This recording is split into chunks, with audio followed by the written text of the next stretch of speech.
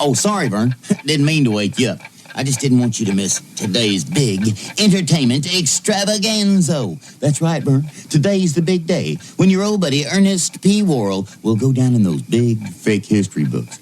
Hey everyone, welcome to Network Special, the podcast where we talk about things shown on TV that were supposed to only be seen once. My name's Zachariah and My name's Nathan P. Worrell. And we're talking about a little special that was seen, I believe, only on the Disney Channel called Ernest Goes to Splash Mountain from 1989. Yes. And he does. And boy, does he. It was premiering a brand new ride at Disneyland called Splash Mountain, based on the super racist movie called Song of the South. Yes. From 1946. 1946. And Disney releases these kind of infomercials constantly in different forms. Sometimes it's in the form of broadcasting their parades. Sometimes it's these little standalone specials. But it's incredible because if you see something that Disney creates now to promote their own product, it could not be more dramatically different than this one for so many reasons that we're going to get into.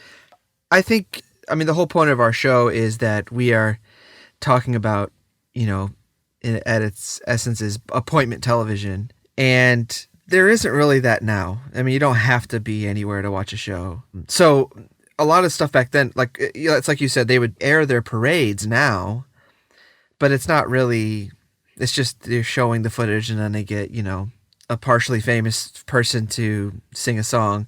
But back then they would produce and write and create a story and all kinds of things.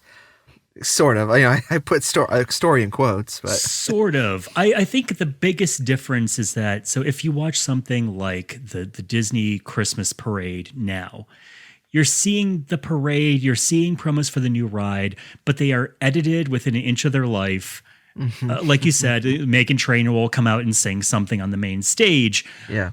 But everybody shown in the footage is a tween or Regis Philbin sometimes. But the people who they're showing in the park are very attractive families. It's always sunny. It's always picture perfect. And the thing I love about these 80s and 90s Disney specials is that it just looks like Florida we're in California. Yeah. Nevertheless, it just looks hot. You see all these dumpy Midwesterners who have come out to the park to be on this show. And there's actually someone wearing a Disney MGM Studios shirt in one of the scenes. Yeah, and respectfully tucked into their denim. Yeah. Yes. So definitely, as far as I'm concerned, a Midwesterner. So let's talk about the overarching plot of Ernest Goes to Splash Mountain. We have our hero, Ernest P. Worrell, who is going to be the first adult to ride this brand new attraction, the Disney's first log flume ride, the 5-story, how far is that drop? 40 miles an hour drop, I think. It's like 50 feet or something too. I was looking online. It was their biggest thrill ride at that point. Yeah. And they weren't, I think that's something that they have, at that time especially, were struggling with as far as being a park for everyone, and that they didn't have these thrill rides. Everything was a version of a dark ride. Right. 1980, Disney CEO Michael Eisner famously had a teenage son who would always complain that Disneyland and Disney World were too baby. So Michael Eisner said, we're going to put thrill rides in. We're going to make scary stuff so teens will think we're cool. Which that's how you make yourself seem cool to teens, is have a middle-aged man say, we're going to make ourselves seem cool. And if we make anything based on a cartoon from the 40s, we're going to name it after a current movie I'm promoting. Can you explain that? Because I love that story. So originally the name of the ride when they were developing this was called Zippity River Run, which is a bad name anyways. Right, but at least it references the Zippity Doodah, which was the song in Song of the South. And it is a river run. Yes. So it does fit. But Michael Eisner decided that he also wanted to promote the Tom Hanks, Daryl Hannah movie Splash that was coming out at the same time. And he wanted to call it Splash Mountain. The Imagineers largely ignored this, but the name stuck around anyway somehow. It's insane that anyone would say, "Hey, let's ride Splash Mountain." Huh? Splash with Tom Hanks. Let's buy Splash on VHS, honey. I mean, there's no merchandise for it. There is no reference whatsoever to the movie. Yeah, for the movie Splash. Nothing. Splash, also not a movie for children. I mean, I'm sure kids saw it. I'm sure kids saw Bachelor Party, too. It wasn't like made for there's kids. A second one? Yeah, I mean, this just seems like something Howard Hughes would do or something. Like, it's a decision made by cocaine. Yeah. But regardless, the hero of this journey is Ernest P. Worrell, who is continuously referred to as Ernest P. Worrell. Yes. Which drove me crazy because it's not a joke. Do you think that they just mispronounced it, or it's supposed to be they're mispronouncing it on purpose because they don't know who he is, but then there's never a reference to it? I mean, is it that if you say Worrell, that is kind of your redneck way of saying it, and if you're a proper news broadcaster, you say Worrell? I don't know. So you think it's on purpose? I don't think that it must be, because I don't think that this whole thing would have went the way it was, and someone wouldn't have gone, "Excuse me, Mr. Story, it's Worrell." I don't know about that for a reason we'll get into once let's back up. The hero of this is Ernest P. Worrell, and played by Jim Varney. Ernest Worrell was a massive comedy star in the 1980s who started with a giantly popular series of syndicated commercials somehow for eggs and dairy. Mountain Dew he does, I think. Or no, he does. He did Squirt, I think, at one point. He did commercials for everything. I remember going to Blockbuster as a youth and seeing collections of just commercials that he did in the early 80s. So you could watch one after the other. Yes, Ernest's Greatest Hits, Volume 1 and 2. Yeah, and then the Ernest Film Festival. Yes. And everyone, of course, at home is nodding along. They're all very familiar. And from these commercials, he got Touchstone Pictures, owned by Disney, produced Ernest Goes to Camp, which was an unexpected hit. It spent 3 weeks, I think, in the top 5 movies in America. Oh God! Huge success. I for the week after I saw it, I couldn't stop singing that famous song, "Imagine Me and You." Happy Together? Yes. That song stuck in my mind to this day. I don't hear that song and think of anything but that movie. I think that's how Brian Wilson intended it. Was it Brian Wilson? Did he write that? Well, it's a Beach Boys song, right? Oh, I thought it was the Turtles or something. Oh, you're right. Right? I think it's what the Turtles intended. Yeah. I'm looking that up, but it doesn't matter. Yeah. I think you're absolutely right. Yeah, that song's a great song, and then also it made a great montage. And from that, Jim Varney made 9 Ernest movies altogether, which is insane. I was actually thinking about it. Does anybody now exist who has the kind of career that Jim Varney had from this character? You can't say Larry the Cable Guy, because Jim Varney did not start out as a stand-up comic. He was a classically trained Shakespearean actor. Right. who then just got cast as this redneck character he had created. I mean, I don't know. Like, is it like the Olsen twins or something? Like, I don't know. Like, people who just have like a streak of just. But the Olsen twins don't make movies, and they're not playing a character. I mean, they're playing themselves. I don't know if that's a character. They don't act anymore. Yeah, but well, he doesn't either. He died, but they have. Well, I guess you won that argument. Yeah. Like Medea, is Medea the kind of only thing like that now?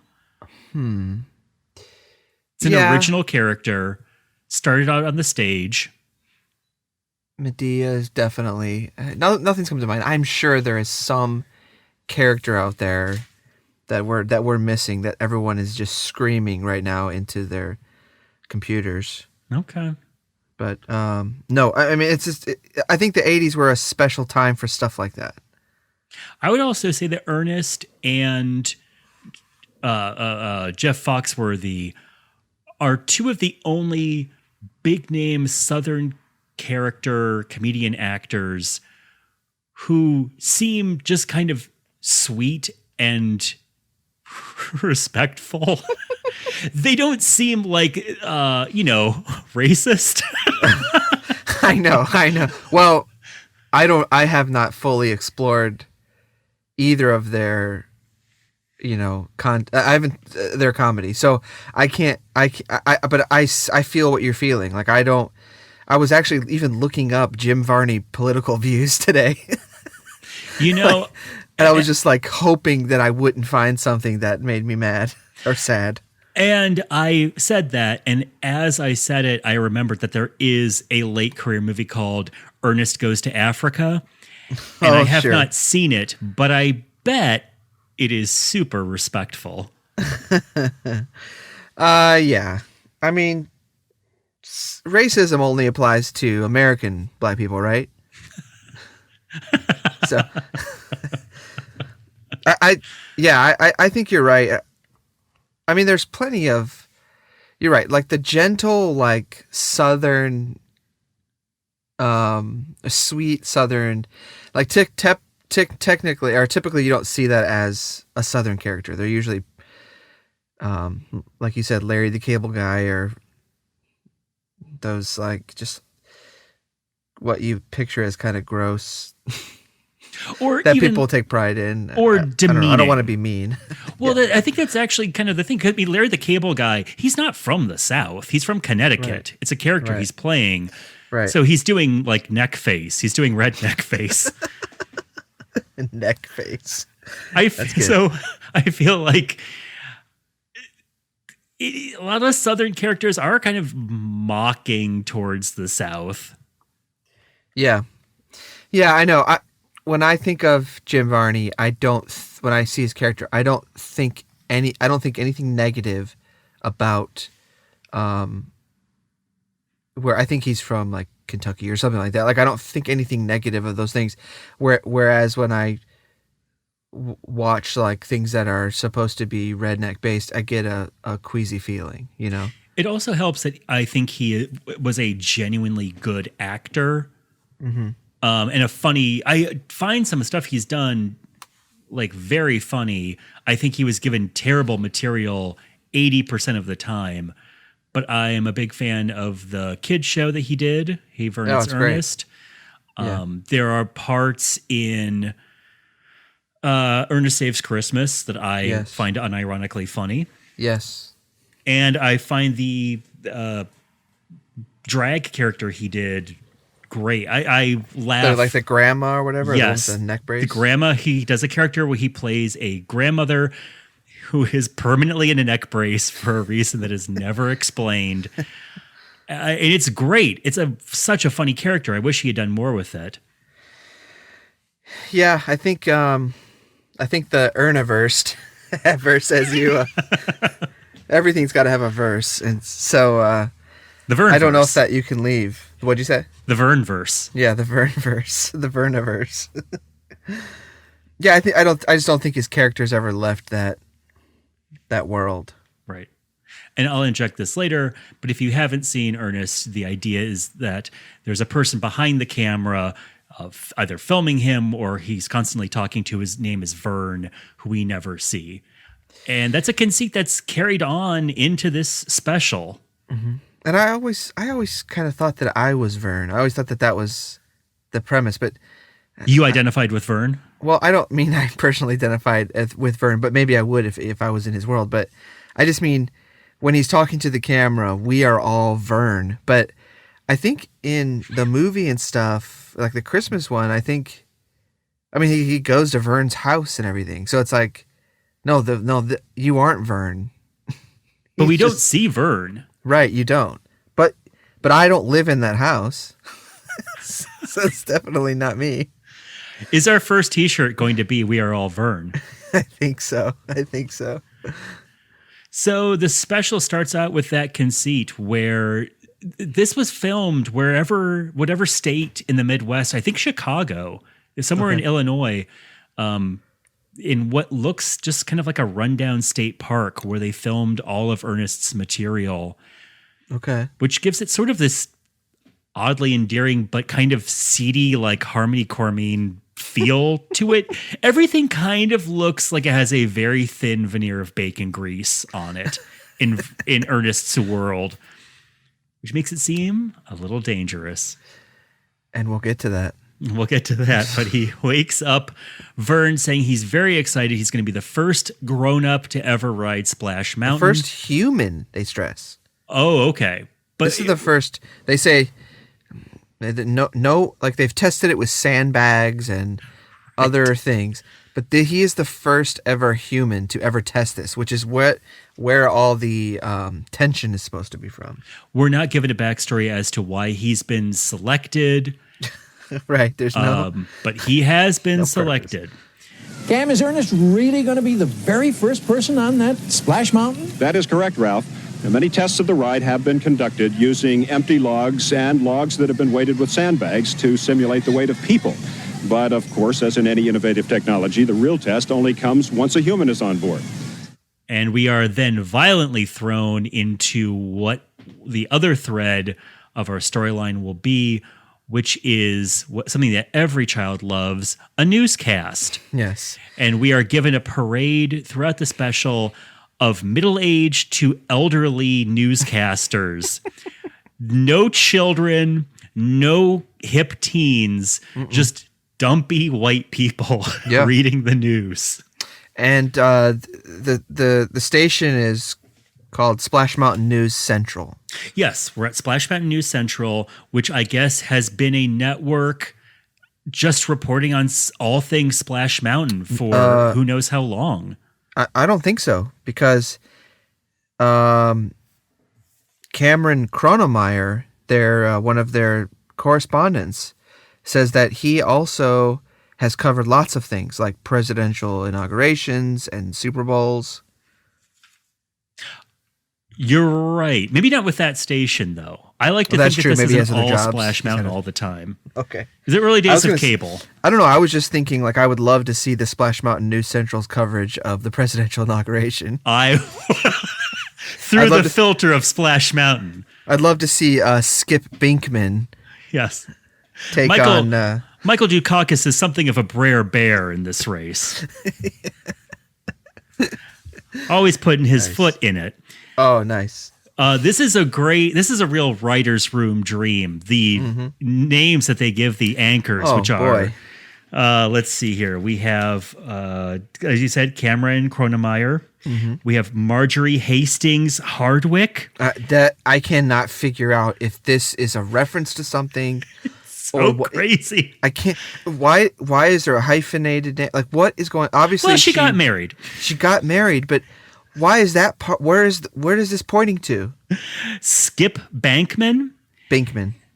Yeah, Binkman, yeah. I'm sorry, I made him sound ridiculous. No. And then our main news anchor in the studio, Ralph Story, which I thought was a reference to, this is newsman who reads the story. Me too. Nope. Real newscaster since the 1950s. Yes, it says Ralph Story as himself in the credits. And I was like, oh, No, he was like really famous. He like started a talk show that eventually went on to become Good Morning America. Yes. Hosted a major game show before that. Yes. And before that was a decorated World War II veteran. And now he is reading lines in a Splash Mountain promo. Having to pretend that he's angry with a guy named Skip Binkman. Having said that, like, he's not an actor. He's a news correspondent. But I'm sure he always wished he was an actor starting out. So I get the feeling like he is actually kind of enjoying himself doing this. Yes. He's really, as I said before, schmacking it up. Like, he's really giving some big old bug eye takes to the camera. Yes. I think he's eating it up. As you can see, the seconds are racing by now in our countdown to Daredevil Ernest P. Worrell's historic ride down Splash Mountain. So he's the first person to ever ride. Ernest is the first person to ever ride this. He talks about it in terms of like him going down in the history books. When I was looking up information, all of the descriptions talk about how he is the world's first splastronaut. Right. But I never heard them say that during the episode at all. So who wrote that? Who wrote that word? Was it just someone on IMDb? Oh, they make reference that he's going to be a splastronaut. They say it in the special. They do. Yes. Okay. I missed it. They talk about Ernest going on this ride as though he may be decapitated. Yes, he may die. And as we all know, jokes about theme park ride deaths are always great. Also, if you've ever... When you're promoting. They are promoting this like this is the new thrill ride at like a Kings Island or a Six Flags. Yeah. Which for Disney is so... And we've both ridden Splash Mountain. It's a very sunny, friendly ride. And the drop is a little steep, but... Yes. I would not say this is like a death-defying attraction. No, not at 40 miles an hour. It's so... I know I'm stating the obvious. I'm just saying the way that they're promoting this ride is so strange. They're trying really hard. They're trying really hard to get kids on board, I guess. Like 12-year-old boys. Yeah. I'm thinking of the 12-year-old boy that I would be the 12-year-old boy watching this for sure. Yes. I mean, I would were have both been the 17-year-old boy watching this. Yes. I mean, we should say now we are both theme park idiots. Like, we care way too much about theme park stuff. We find it way too interesting, way too amusing. Yes. And we won't get into it too much, but you actually live by Disney World now, and you visit it on the regular. Yes. Yeah, and I should also say I've never ridden the Disneyland version of this ride. I've only ridden the Disney World version. They say the music's different in the two. One is like the one at Disneyland's more like big band themed, and the one at Disney World is more banjo plucking. I've also heard that the Disneyland one, you are always in danger of being decapitated. Yeah. It's super dangerous. Yes, absolutely. And we're joking about like the big buildup that all this is creating. But I also know through listening to another podcast called Podcast The Ride, where they talk about theme park attractions, there is a host on that show that did not ride Splash Mountain into his late 20s, maybe early 30s, because this special freaked him out so much as a child. He was scared of it. I mean, not to be shaming anybody, but like into your 20s is a little extreme, but still. Yeah, well, I mean, you're definitely a loser then. Right. No question. Hey, your words, not mine. If they ever want to have me on as a guest, fellas, I am more than happy to be on your podcast. But I wouldn't join some loser podcast. This did install a fear into the hearts of some people watching it. We cut back and forth between Ernest doing a lot of low rent hillbilly style training, like he's spinning on a around. tire swing. Yeah, spinning around.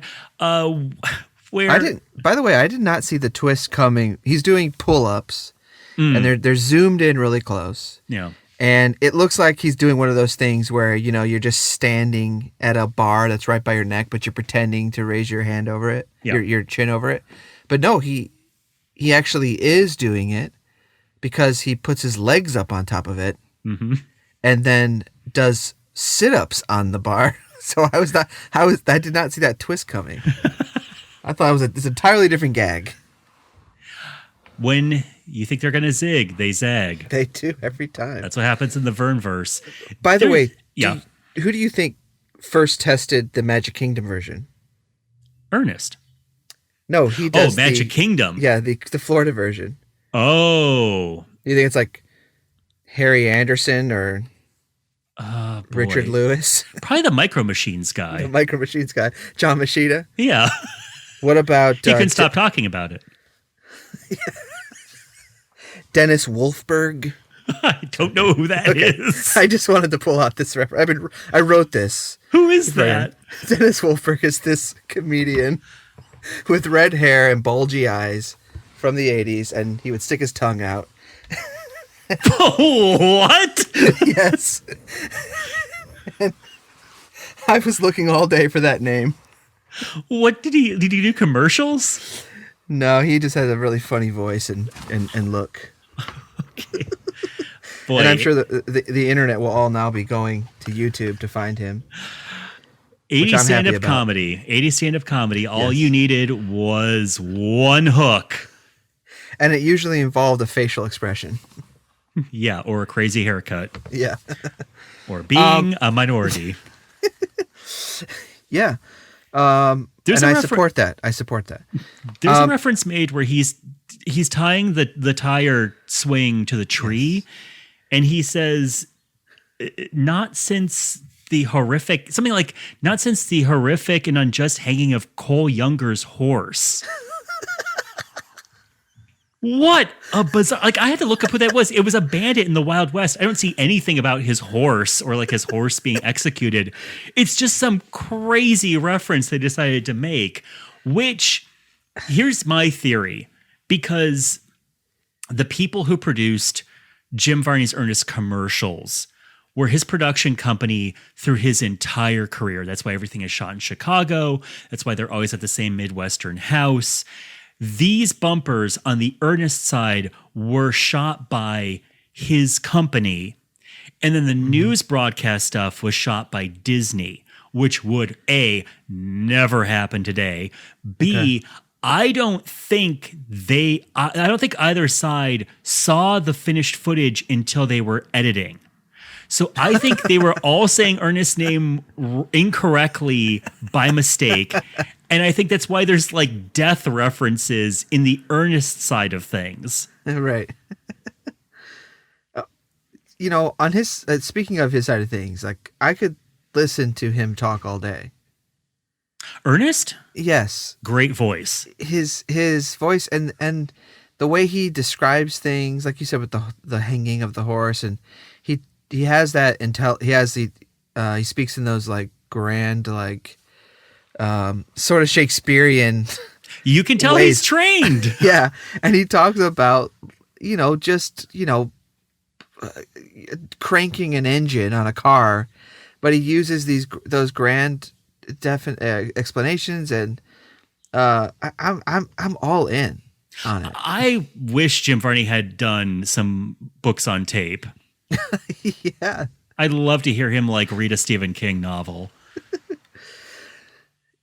And his voice is he's got that smoker's voice.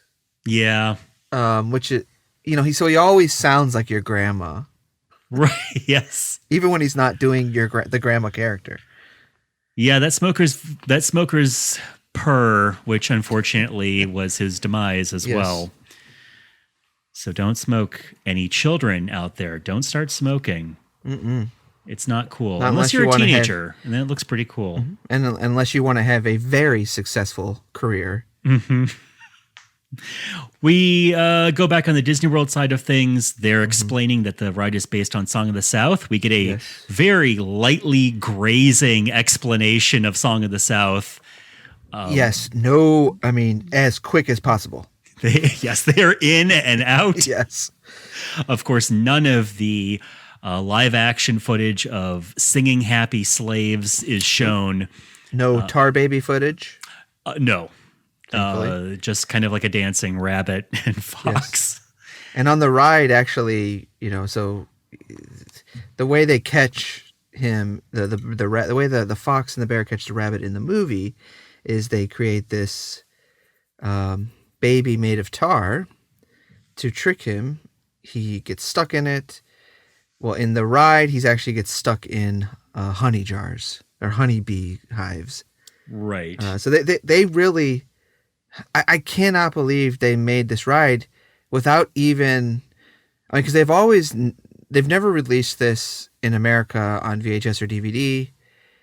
It's funny to me that they were like, well, we don't want to release this movie, but we want to make a ride based on it. Based on a movie that... what year did it... Now I'm going to look this up. I really think that this should have been based on the Tom Hanks movie. They could have shown more of the real story. I want to see when this was because I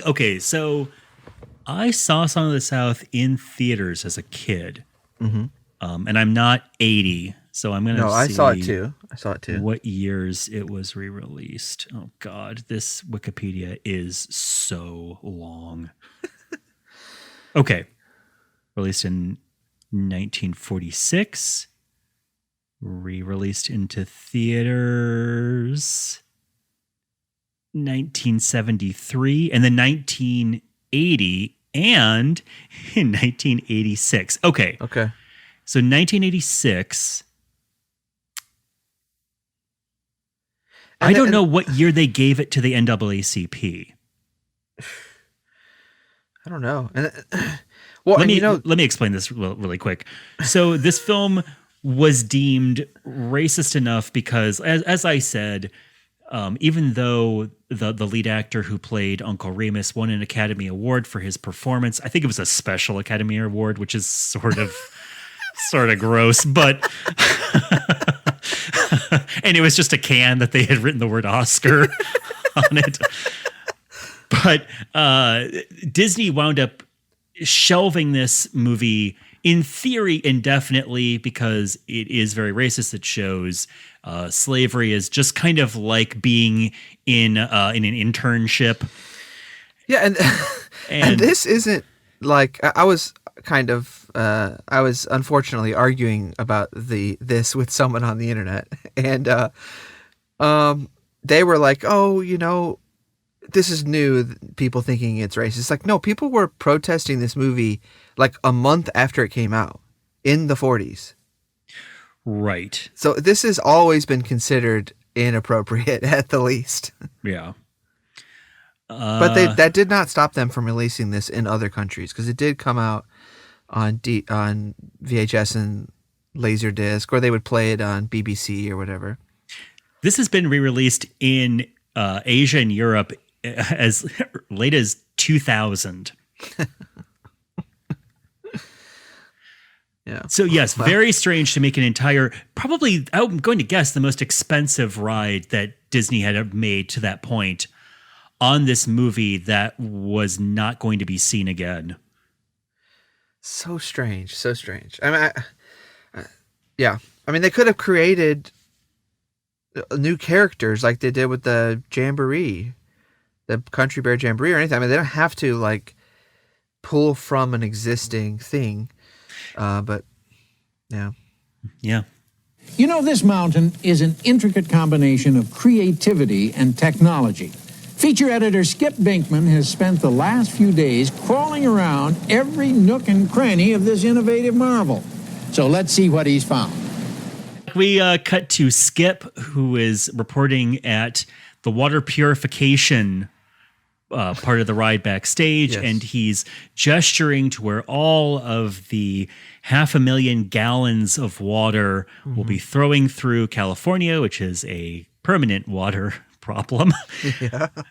And Skip is accidentally drops his clipboard into the water, Yes. And they react like he has just thrown a baby off a building. Yes. Well, he has to cut the story short because they come back to Ralph and he's like, oh, I'm back again. Like he was not expecting it to end so fast. Oh, I thought he was shocked that Skip would do such a thing. Well, I think that was also maybe part of it, but I think when he cuts back, he's like not ready to report. Oh. That's how I felt about it. This teleplay is a little muddied. Well, I just think that's what makes it great is that, it's up to the viewer to decide. Yeah, that's true. We're all Vern. Yeah. We see an interview with an Imagineer who looks just the way you want an Imagineer to look. Okay. He looks like a happy pig in a Hawaiian shirt. A cross between Louis Anderson and maybe a child molester. I'd like to apologize to Bruce Gordon, Imagineer, incredibly talented man who had to head up this behemoth of a ride. And why every time I see an Imagineer, I always think why do they look exactly like a computer store clerk? Like these are artists, well, it's right? an indoor kid. It's an indoor kid. I mean, I always picture Imagineers as like artsy, like artists. Not people, Joe Rohde. Imagineer Joe Rohde looks like a Burning Man victim. No, like he looks like one of the effigies that they would burn. Yeah. Joe Rohde has one ear that's like been gauged and stretched out with these ball bearings around it, like down to his waist. He like collects that earring everywhere he goes or something. Yes, he looks like an evil wizard is the man we're referencing.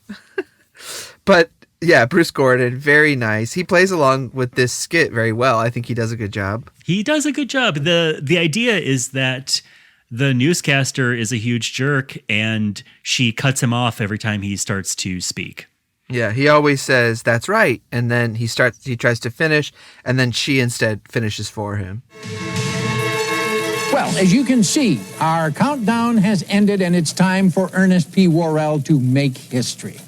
Let's go back to Cameron Chronemeyer at Splash Mountain in Disneyland and find out if Ernest has arrived. Any sight of him yet, Cam? Things move pretty quickly after that. I mean, we go to Ernest arriving in Disneyland where he's being carried on people's shoulders. People have made handmade signs and little masks of Ernest that they are chanting and really supporting him. And then he goes to get on the ride. This thing really starts dragging when he actually gets to the park, right? Yeah, because it's just... It's a lot of monologues with no jokes. Right. They're just clunking and landing. He gets to the ride, and I guess he's never been told what the ride will be, because whenever he's told that there's going to be drops on this ride, he's really surprised. Yeah, I know. I don't know what he was training for. We also have all the Song of the South characters, like the walk-around mascot-style characters, and they are arm acting up a storm. Oh my gosh, they are going at it in the background. Everything, it is like one stop short of sign language. And I just don't get, it just dawned on me. I was like, I thought the fox and the bear were always trying to get the rabbit. Well, he's right there in their grasp. The only way I can figure that kind of thing out is that it's supposed to be like they're actors, like in Who Framed Roger Rabbit, and they're offset. Oh, okay. Right. But that's not how they act at the parks. I mean, like, if you see the evil queen, she acts like an evil queen. Oh, does she? Yeah, they're not like hugging you and stuff. They're. Oh, I see. You know what I'm saying? Right. Well, I guess if there's a costume character who's crossing his arms and refusing to interact with you, it doesn't play too well. Choking the rabbit. I just want a photo in this. Now, one thing I will remember, because did you have the Disney Channel growing up? I did. Okay. Did you see this when it broadcast? Because how old would you have been? 11? 10? 86. I was born in, or no, what was this? 89. 89. I was born in 78. Yeah. Okay. It feels so familiar to me. So I must have watched it or at least saw a commercial for it. I don't know how, I must have been at a friend's house or something that had it, because I did not have Disney Channel. I wanted it desperately. Also, possibly it was shown during a free preview of like, oh yeah, cable preview. Yeah, of premiere stations. Well, there was it does say that it was released in 1985, but then it was also it first aired on the Disney Channel on July 7th, and then in syndication beginning August 19th. Oh. So does that mean it could have played on other channels? You know what I bet they did? Because I remember this ride through footage really distinctly. I bet they just cut the ride footage with him on the ride out and put it in the 1989 Christmas parade. Oh, that could be it. I don't remember any of the news stuff, but I definitely remember him riding it and wanting to go. Yeah, that could have been it. I mean, gosh. Why wouldn't you so take the repackaging. newscast stuff up? Yeah, I know. So much repackaging back then. I remember watching it as a kid and being really frustrated. I did not like this kind of special when I was a child. Like, I just wanted them to show clips from the ride. I wanted real footage of people building the ride. This kind of thing where it was a fictitious storyline and people were acting frustrated me to no end. Well, yeah, you were a nerd. Yeah. You were a freaking dork. I was a nerd. And I was also, I guarantee you, I was mad it was badly written. I mean, all the cool kids in school were like talking about Ernest the next day. And you're like, why didn't they let this Bruce Gordon speak? Let it breathe. and then they stole your French fries. We get a little bit of ride footage, a tiny bit. Of course, they're not going to show you too much of the ride because they want you to go. It's mostly his face. Mostly his face reacting, but they show some close-ups of the animatronics. When you see close-ups of these animatronics, it is horrifying. Well, did you see that? So all of these animatronics, a lot of them came from another show they had called America Sings. Yes. And so... yeah, I'm familiar.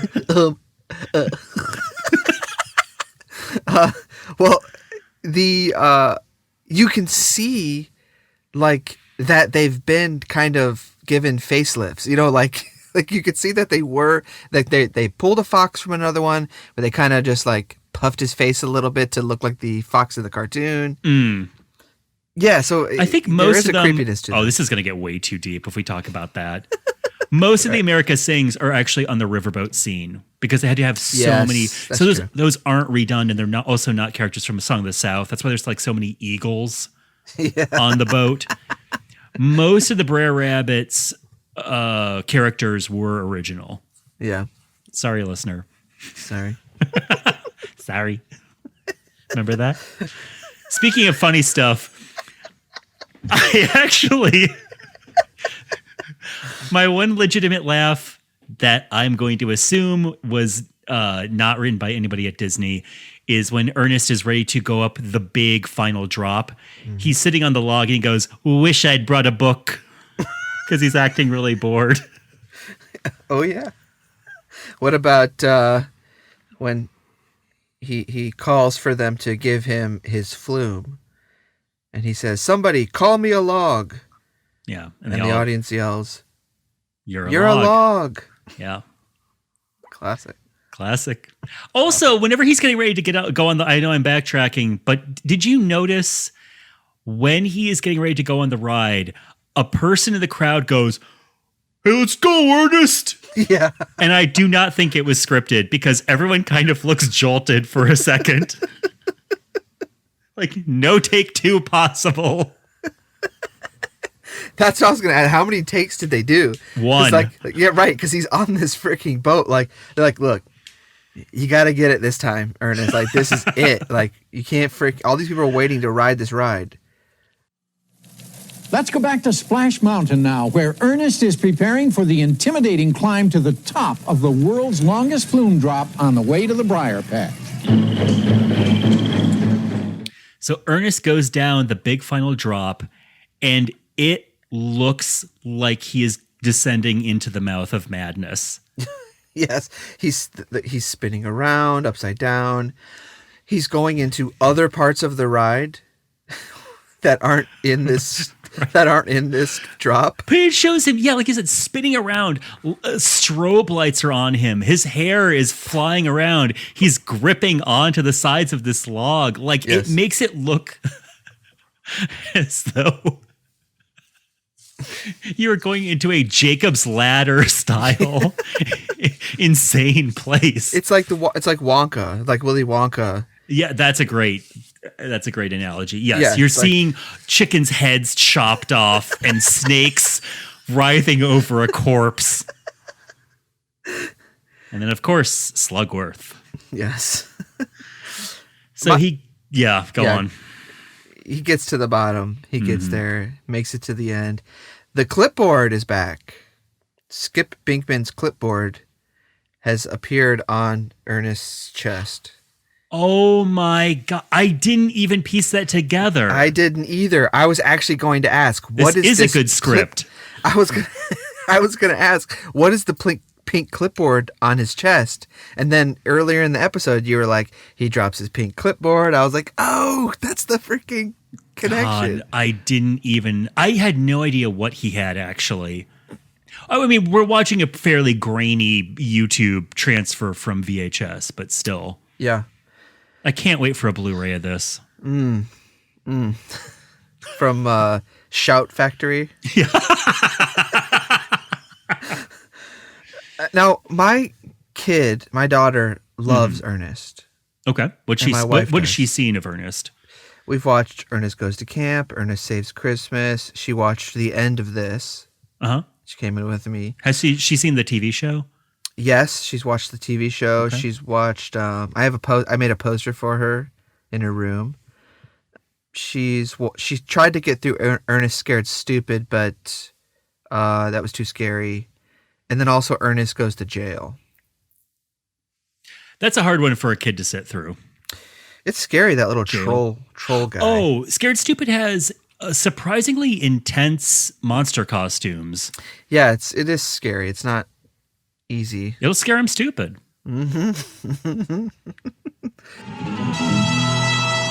Cameron, what's happening? He still hasn't come by here. Well, I don't know, Skip. It's hard to tell. There doesn't seem to be any sign of recovery. Oh, no. Well, I hope we haven't witnessed the demise of America's first splastronaut. Wait a minute, Skip. I think I see something coming. Wait a minute. I think I see something, Skip. That's the log. Yes, it's him. It's him. So he's gone into shock. They have to pull him off of the flume, and he pulls the handles off the thing. Right. Because he's so strong to them. He's fainted. And then he falls to the ground, and then the ride starts, and everyone starts climbing over him. They just walk over him. Everyone's forgotten about Ernest. Yeah. And they're all rushing to the ride. And Ralph's story says he's one for the books. Which I don't... Not a joke. No, like I can't... I was trying to say that, one for the books, and it doesn't mean anything to me. Well, he says Ernest is now a part of history, Yeah. which is perfect because he's one for the books. Yeah, what does that mean? I never thought that was an insult. He says it as though you would say, like, because he's all washed up.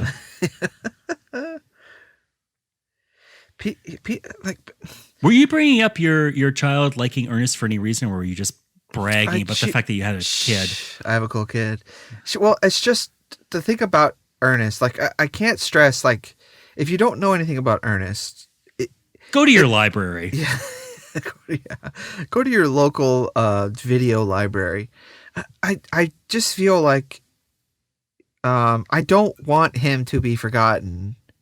And he's not like, like everyone I know shows their kids DuckTales or whatever, things that are good. But I feel like everyone doesn't just show their kids Ernest, and I'm pleading with the audience, please show your kids Ernest. I wonder, I don't think any major studios own Ernest because obviously, one, Ernest cannot be bought. Two, I bet that his likeness or something cannot be bought. That's how he started. I bet the Ernest character is owned by the advertising company. Yeah. Still, I bet if somebody like Disney, for example, owned the Ernest property, we'd be getting a lot more nostalgia packages with Jim Varney. I mean, like he was so big. I read that he was one of the biggest requests for the Make-A-Wish Foundation. Really? To meet Ernest? To meet him, talk to him, like he would call kids on the phone, even when he was dying of lung cancer. And they would get a call and then die like 2 days later, like they were just holding on for that Ernest phone call. Wow. So yeah, please, if you don't know anything about Jim Varney and Ernest, look him up. I don't know what it'll be like to watch it now, but if you have kids, most watch of the it with your movies kids. are terrible. I will say that, but they're good for it's good level. They'll like it. Yes. I would say his best stuff is The Show. I think that show is legitimately funny. There's really funny, just absolutely bizarre stuff on that show. It's madness. It is like if you have a kid that has ADD, this is the freaking show for them. It's true. That show is Adult Swim before it existed. Truly. Yes. It's like every 30 seconds is a new thing happening on the show. There's and he's not in all the clips. There's a segment that's great called My Father the Clown, which is about a regular little boy and a regular mom who have a clown father and a clown child. And they just make this regular little boy's life hell by being clowns all the time and spraying him with seltzer. And he does not want to be a clown. No, he hates it. It's this kid's life going through misery. It's great. It's so funny. It's great. I think also the supporting actors like the big guy. Little Bobby. Brother Bobby? Is that right? Well, there was there was the big guy, and then he was with that guy who never spoke. Yes. They're great, and it's just perfect 80s like character acting. And boy, they tried doing some solo or some duo YouTube videos on their own. Oof. They are not good. They needed the magic of Ernest to help carry them along. Yes. A triumphant end for a triumphant man. It should be noted that the honor he received today is a testament to his perseverance and self-denial. What more can be said? Ernest P. Worrell will certainly be written into the history of Disneyland because he's one for the books. On behalf of all my colleagues, we salute you, Ernest. Ralph Story here. So long, everyone. By the way, we've moved on because after that, I mean, this special just ends. It ends like somebody dropped a curtain over a parakeet cage. Actually, that's not quite true. We get an Avengers-style post-credit sequence. Oh, yes. Where Ernest is back home and he's just saying, like, wow, wasn't that crazy? Well, doesn't he say he wanted to celebrate, so he invited the Imagineers over. Yeah. But they all said that they couldn't make it because that day was the day they all like to go outside and watch the big truck pick up the trash dumpsters. Mm-hmm. And then he goes bobbing for water. Yes. Which is him putting his face in a punch bowl full of just water. He says it's easy. Yeah. Yeah. And it's funny. It's actually like a funny ending. Yeah. They got two jokes in. Yeah. And I think maybe that's how this episode should end. We should just drop the curtain on this parakeet cage of an episode. So from your perspective, what do you think? Is this entertaining on any level? I think it's interesting because I mean, this was made for me, this thing. Very specifically for me. I'm a theme park nerd. I like Ernest. I really appreciate the stupid effort to create this kind of commercial. Minimal effort, I would say, but some I understand. effort. I get that. What I mean, though, is instead of just saying, like, 'cause there's tons of stuff on the Disney Channel where it's just them, there's a voiceover, and they're showing, early drawings, and that's great. I like that. But I also like a fun, freaking stupid story sandwiched around, the thing that you hated as a kid. Right. I remember watching this is big before I was born, but it was on a video of Haley Mills being shown the animation department at Disney. And they were doing the whole thing like, this is how an animated film is made. And he goes, all right, so here's all the drawings, and we flip them, and it looks like it moves. And Haley, going from a script, I know now, goes, I still don't get it. And I remember going to my mom, is like, what? How dumb is this grown woman? How does she not get? She does movies for a living. How old were you? This was last year. In your 20s, yes, I thought. God, how old was I? Oh, like 8 or 9. Yeah. Yeah, something like that. I think that, this is the kind of thing where... Now pass me a coaster.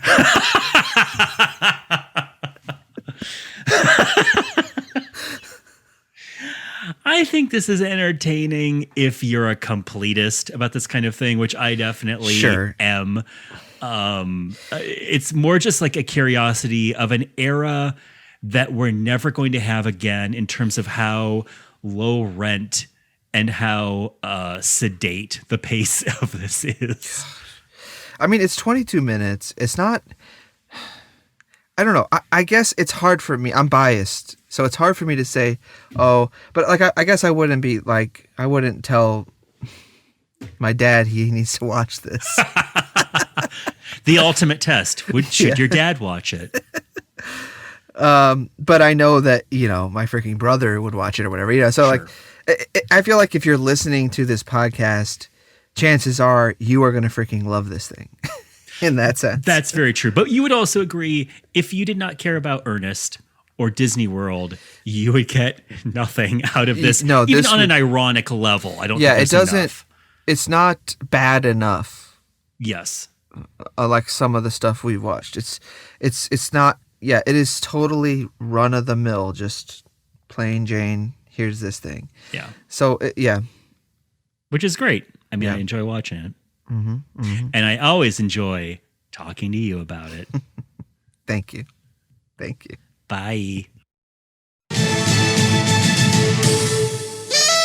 Hey, Vern, just throwing a little victory party to celebrate my triumph over Splash Mountain. Yeah, Vern, them boys in Imagineering have really come up with a winner. And I invited each and every one of them to come here today and celebrate with me.